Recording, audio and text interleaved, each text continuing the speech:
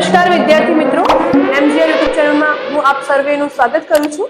આજે આપણે ધોરણ 8 વિષય ગણિત પ્રકરણ નંબર 12 ઘાત અને ઘાતાંક વિશેનો અભ્યાસ કરવાના છીએ. ધોરણ 7 ની અંદર આપણે ઘાત અને ઘાતાંક વિશેનો અભ્યાસ કરેલો જ છે, પણ ફરી ધોરણ 8 માં શા માટે આવ્યું છે? તો આપણે ઘાત અને ઘાતાંકમાં જેમ કે ઘાતની વાત કરીએ તો આપણે જોઈએ કે 5 ની 4 ઘાત, 7 ની 8 ઘાત એટલે કે ઉપર જે લખીએ છીએ અને આપણે ઘાત તરીકે દર્શાવીએ છીએ. તો એ જે ઘાત હતી એ ઘાતને આપણે ધન સ્વરૂપે જોઈ છે, પણ ક્યારેય આપણે ઋણ સ્વરૂપે જોઈ નથી. તો ધોરણ 8 ની અંદર આપણે આ બધી જે ઘાત છે એ ઋણ સ્વરૂપે પણ જોવાની છે અને આપણે કેટલાક નિયમો પણ સમજવાના છે. અમુક નિયમો મેં બોર્ડ ઉપર લખ્યા છે અને ઘણા મેં લખ્યા નથી. જે આપણે દાખલાઓ કરીશું એ પ્રમાણે એની સાથે સાથે આપણે સમજતા રહીશું. આ જે નિયમો છે એ ઓલરેડી ધોરણ 7 ના જ છે મિત્રો, પણ ફરીથી આપણે એને એકવાર યાદ કરી લઈશું. પછી જે પણ નવું નવું ઉમેરાતું જશે એ પ્રમાણે આપણે સમજતા રહીશું. સૌપ્રથમ આપણે જોઈએ કે પહેલા શું કરતા હતા. તો જ્યારે કોઈ પણ સંખ્યા આપેલી હોય અને એની ઘાતની ઘાત હોય, ફરી યાદ કરી લઈએ કે સંખ્યાની ઘાતની ઘાત હોય તો જે ઉપરની જે ઘાતની ઘાત છે એ બંનેનો ગુણાકાર કરીએ છીએ. એટલે ઘાતની ઘાત એટલે m અને n એ બંનેનો અહીંયા ગુણાકાર થયો છે. એ જ પ્રમાણે જો આધાર સરખો હોય અને ઘાત અલગ અલગ હોય તો આધારની ઉપર જે આપણી ઘાત છે એમનો સરવાળો થાય છે, વચ્ચે જો ગુણાકાર હોય તો. અને એ જ પ્રમાણે આધાર સરખો હોય અને વચ્ચે ભાગાકારની નિશાની હોય તો ઉપર આપણે ઘાતની બાદબાકી કરીએ છીએ. ફરીથી આધાર સરખા, વચ્ચે ગુણાકારની નિશાની તો ઉપર આપણે ઘાતનો સરવાળો થશે.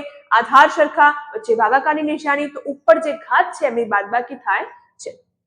એ જ પ્રમાણે આપણે આગળ કહીએ કે અહીંયા a અને b ભાગાકારમાં છે, ઉપર બંનેની કોમન, બંનેની સરખી એવી ઘાત m આપી છે, તો બંનેને આપણે અલગ અલગ તરીકે દર્શાવી શકીએ કે ભાઈ a ની પણ m ઘાત છે અને b ની પણ m ઘાત છે.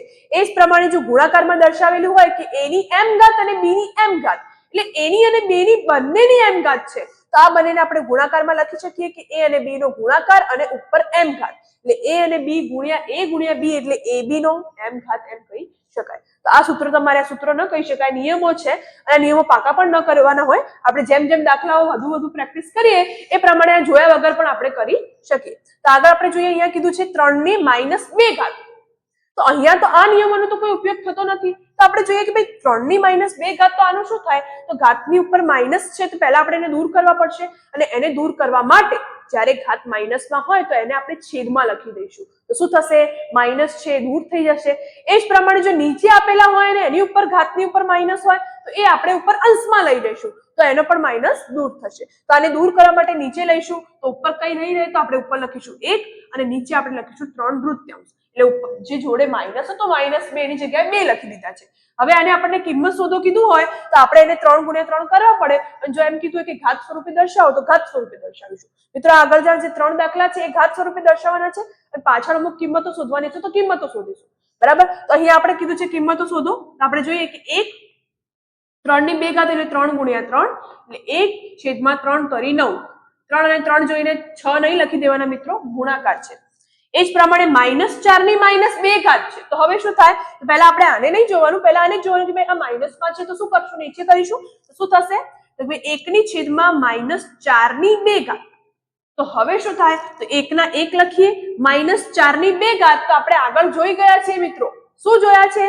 કે આધાર જો માઇનસમાં હોય, ઋણ સંખ્યામાં હોય તો એમની ઉપરની આપણે ઘાત જોવાની કે એ એકી સંખ્યામાં છે કે બેકી સંખ્યામાં છે. તો સૌપ્રથમ 4 ની 2 ઘાત છે એટલે 4 ને 2 વાર કહીએ, 4 ગુણ્યા 4 એટલે 16 થાય, તો એ 16 લખી દઈશું.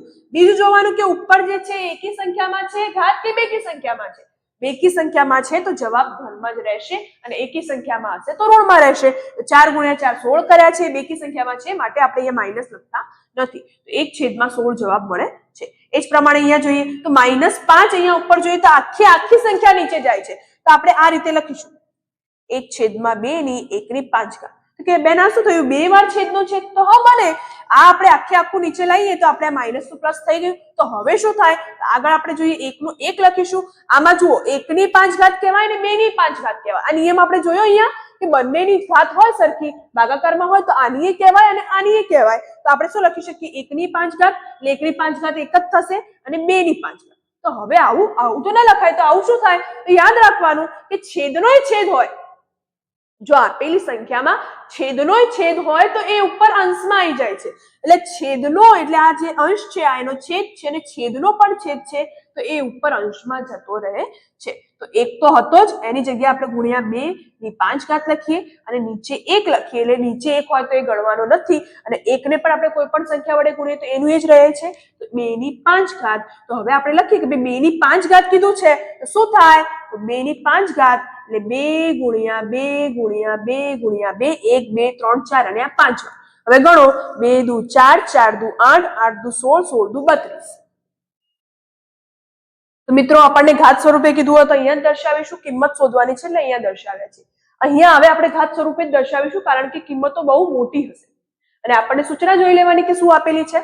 તો આમાં આપણે અહીંયા કિંમત શોધતા નથી, ઘાત સ્વરૂપે જ દર્શાવીશું. પહેલા આપણે જોઈ લઈએ કે -4 ની 5 ઘાત છે, અહીંયા -4 ની 8 ઘાત છે, એટલે બંનેના આધાર સરખા છે તો શું થઈ શકે? તો બે આધાર સરખા હોય તો ઉપર જે ઘાત છે અને વચ્ચે ભાગાકારની નિશાની હોય તો શું થાય? બાદબાકી થાય. તો -4 અને ઉપર 5 - 8. તો હવે આપણે જોઈએ કે 5 - 8 એટલે શું જવાબ આવે? નાની સંખ્યામાંથી મોટી સંખ્યા જાય છે એટલે -4, 8 માંથી 5 જાય તો શું રહે? તો 3 રહે છે, એ બી -3 રહે છે. તો હવે માઇનસ ને દૂર કરવા શું કરીશું? તો માઇનસ ને દૂર કરવા નીચે લખીશું. -4 ની કેટલી ઘાત થશે? 3 ઘાત. બરાબર મિત્રો? તો આ આપણે ઘાત સ્વરૂપે કીધું હોય તો અહીંયા આપણો જવાબ પૂરો થાય છે. આપણે ખાલી એ ધ્યાન રાખવાનું કે ઘાત એ માઇનસમાં ના હોય, બાકી આપણો આધાર માઇનસમાં હોઈ શકે. આગળ આપણને કીધું હતું ભાઈ 4 ની 3 ઘાત કરી નાખવાની, પછી જોવાનું કે એકી સંખ્યામાં છે તો જે સંખ્યાનો જે જવાબ છે એ ઋણ સંખ્યામાં આવશે. પણ આપણે અહીંયા ઘાત સ્વરૂપે કીધું છે તો આપણે અહીંયા જ એનો વિરામ આપીશું. એ જ પ્રમાણે અહીંયા જોઈએ તો અહીંયા જોઈએ કે ભાઈ 1 ની બી 2 ઘાત છે અને 2 ની 3 ઘાત છે, એની ઉપર પણ 2 ઘાત છે. તો આપણે પહેલા 1 ની પણ આ રીતે લખી શકીએ, પર્ટિક્યુલર આને પણ આપણે આ રીતે લખી શકીએ. બરાબર? આ જે 2 ઘાત છે બંને માટે છે. હવે આપણે આગળ જોઈએ તો અહીંયા 1 ની 1 ઘાત એટલે 1 અને 2 ની ઘાતની 1 ઘાત છે તો શું થાય? ગુણાકાર. તો 3 ગુણ્યા 2 કરીએ તો શું થાય? 3 દુ 6. આ પ્રમાણે જવાબ મળે. એ જ પ્રમાણે આગળ આપણે જોઈએ કે -3 ની 4 ઘાત છે ગુણ્યા 5 ની 5/3 ની 4 ઘાત છે. એટલે જોઈએ કે બધી બાજુ 4 ઘાત આપેલું છે, સાથે લખી શકાય? હા, લખી શકાય. અહીંયા પણ 4 ઘાત છે, અહીંયા પણ 4 ઘાત છે, તો બંને આપણે સાથે લખી શકીએ છીએ. તો કઈ રીતે લખીશું? તો -3 ગુણ્યા 5 છેદમાં 3 અને આખાની 4 ઘાત. હવે 3 એકા 3 આ રીતે આપણે ઉડાડી શકીએ, 3 અને 3. તો અહીંયા કઈ ન વધે તો શું લખવાનું? -1 ગુણ્યા 5 ની આખાની 4 ઘાત. તો હવે બંનેની અલગ અલગ પર્ટિક્યુલર જો આપણે લખીએ તો શું થાય? તો -1 ની 4 ઘાત ગુણ્યા 5 ની 4 ઘાત. હવે આપણે જોઈએ 1 ની 4 ઘાત, તો 1 ની 4 વાર કરીએ તો 1 જ થાય. પછી જોવાનું કે માઇનસમાં છે, ઉપર બેકી સંખ્યામાં ઘાત છે તો ધનમાં જ આવશે, પ્લસમાં જ આવશે. 1 ગુણ્યા 5 ની 4 ઘાત એટલે 1 તો 1 જ રહેશે. 1 ને કોઈ પણ સંખ્યા જોડે ગુણીએ તો એનું એ જ થાય. તો 5 ની 4 ઘાત જવાબ મળે છે. આગળ જોઈએ વિદ્યાર્થી મિત્રો, આપણને અહીંયા રકમ આપેલી છે અને ઘાત સ્વરૂપે આપણે દર્શાવવાનું છે. તો આપણે જોવાનું કે ઘાત એ માઇનસમાં ન હોવી જોઈએ. તો આપણે અહીંયા જોઈએ કે આ માઇનસમાં હોય તો શું થાય? તો મેં તમને કહ્યું એ પ્રમાણે અંશમાં હોય તો છેદમાં લઈ લેવાના અને છેદમાં હોય તો અંશમાં લઈ લેવાના. તો આને આપણે કરીએ તો શું થાય? 1 છેદમાં આપણે આ રીતે લખી શકીએ માઇનસ દૂર કરવા માટે. એ જ પ્રમાણે ભાગાકારનું ભાગાકાર. ફરી કરો, ચાલુ જ છે. વધુ એવા ઉદાહરણ જોઈએ વિદ્યાર્થી મિત્રો. આપણે અહીંયા જોઈએ કે 3 ની -7 ઘાત છે ભાગ્યા 3 ની -10 ઘાત છે ગુણ્યા 3 ની -5 ઘાત છે. તો આપણે આખો દાખલો જોઈએ તો આપણને કોમનલી બધાના આધાર 3 3 3 દેખાય છે. તો આપણે જે ઘાત છે એને પહેલા જોવાની નહીં, આપણે પહેલા જોવાનું કે બે આધાર સરખા છે કે નહીં. તો આપણે જોઈએ કે બે આધાર સરખા હોય તો આપણે ગુણાકાર કે ભાગાકાર સરળતાથી કરી શકીએ છીએ. તો કે કઈ રીતે? તો ભાગાકાર હોય તો શું કરવાનું? તો કે ભાગાકાર હોય ને આધાર સરખો હોય તો ઉપર જે આપણે ઘાત છે એને શું થાય? તો કે બાદબાકી. -7 ઓછા -10 ગુણ્યા 3 ની -5 ઘાત. ફરી જોઈએ 3 ઉપર શું થાય? માઇનસ માઇનસ પ્લસ થઈ જાય. હવે અલગ અલગ ચિહ્ન છે તો બાદબાકી. 10 માંથી 7 જાય તો કેટલા રહે? તો કે 3. ફરી જોઈએ વિદ્યાર્થી મિત્રો, માઇનસ માઇનસ પ્લસ થઈ જશે. 10 પ્લસમાં અને 7 માઇનસમાં છે, બાદબાકી કરીશું તો 10 માંથી 7 જાય તો 3 ગુણ્યા 3 ની -5 બરાબર. હવે આપણે ઈચ્છીએ તો આને નીચે લઈ શકીએ પણ એ પ્રક્રિયા લાંબી થઈ જશે. આપણે જોવાનું કે આધાર સરખા છે, વચ્ચે ગુણાકાર છે, તો આપણે ઘાતનો શું કરશું? તો કે સરવાળો. તો 3 ની 3 વત્તા -5. હવે જુઓ વચ્ચે સરવાળો તો કરવાનો છે પણ આ વત્તા છે ને માઇનસ છે તો પ્લસ માઇનસ માઇનસ થશે. તો 3 માંથી 5 જશે. તો હવે જોઈએ નાની સંખ્યામાંથી મોટી સંખ્યા બાદ કરશું તો માઇનસમાં જવાબ આવશે. તો 5 માંથી 3 જાય તો કેટલા રહે છે 2. તો 3 ની -2 ઘાત. હવે આપણને થાય જવાબ અહીંયા પૂરો થાય. તો ના મિત્રો, માઇનસમાં છે અને પ્લસમાં કરવા આપણે શું કરશું તો કે નીચે લખી દઈશું. તો આપણે આ રીતે લખી શકીએ છેદમાં 3 ની 2 ઘાત. હજી આપણને કિંમત શોધવાનું કીધું હોય તો 3 ગુણ્યા 3 9 લખી શકાય. 1 છેદમાં 9, પણ આ ઘાત સ્વરૂપે કીધું છે તો આપણે અહીંયા લખીશું. આગળ જોઈએ, આપણે જોઈએ 2 ની -3 ઘાત અને -7 ની -3 ઘાત. તો આપણે સૌપ્રથમ જોઈએ કે ભાઈ આધાર સરખો છે તો કે ના. હવે જુઓ ઘાત સરખી છે તો કે હા. તો ઘાત સરખી હોય તો શું કરવાનું વિદ્યાર્થી મિત્રો? તો આપણે જોઈએ કે ભાઈ ઘાત સરખી છે, વચ્ચે ગુણાકારની નિશાની છે, એનો અર્થ એમ છે કે બંને -3 વડે ઘાત છે, બંનેની -3 ઘાત છે. તો કઈ રીતે લખી શકીએ? 2 ગુણ્યા -7 બંનેની કમ્બાઈન, બંનેની સાથે -3 ઘાત લખી શકીએ. હવે આપણે જોઈએ 7 નું શું થાય તો 14 -14 ની -3 ઘાત. તો હવે એને આપણે પ્લસમાં કરવા માટે શું કરીએ તો નીચે લઈ જઈએ તો શું બનશે તો 1 છેદમાં -14 ની 3 ઘાત.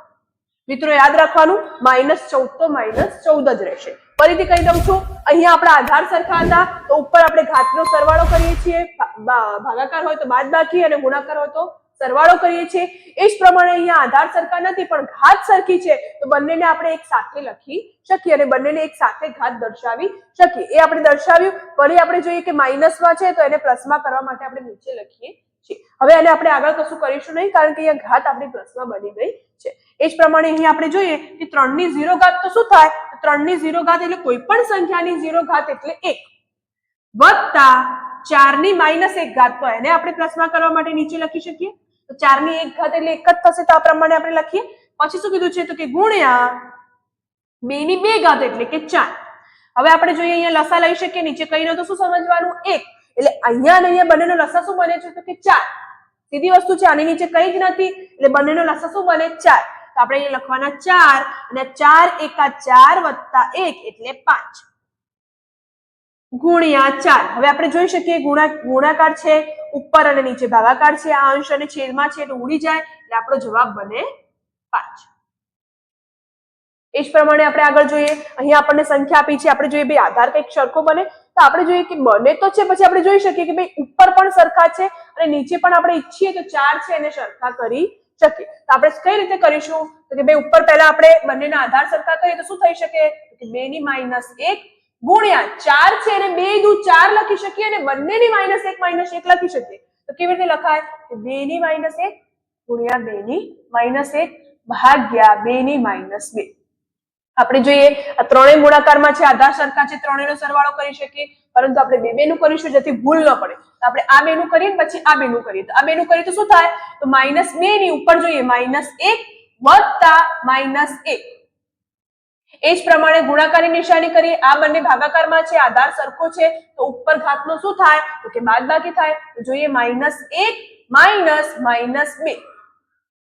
હવે ધ્યાનથી કરીશું મિત્રો, 2 ના 2 અહીંયા આપણે જોઈએ પ્લસ માઇનસ માઇનસ થાય તો -1 રહે છે.